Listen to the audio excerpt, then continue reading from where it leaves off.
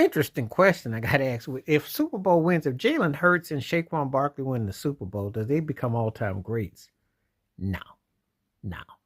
Um, Jalen Hurts is one of those guys that it'd be big for his resume, but he'd have to do it at least another time and get a Super Bowl MVP.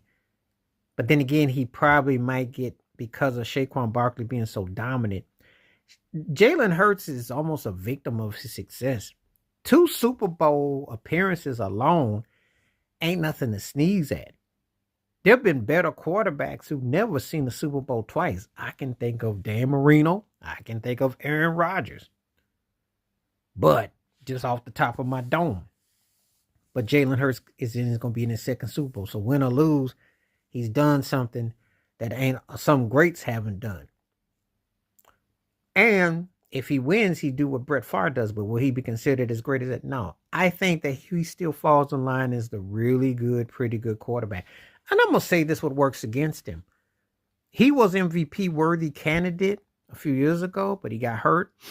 But there's always been kind of like a cloud of suspicion about how good he really is. Believe it or not, there's still some people that Tua took over, and Miami's better, that Alabama crew, because Tua put up better stats, and the Dolphins, and Jalen Hurts just doesn't quite connect like that as that it quarterback. But make no mistake, I mean, he's won 2 NFC championships, so his resume is pretty good, and a Super Bowl appearance, 2 appearances now.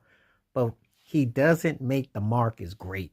It's kind of like he's a question mark, like, how good is he really? Like, he has to do something kind of extraordinary to maybe woo people, but he doesn't quite get that hit. And I think another thing that runs against him is all the great quarterbacks over in AFC.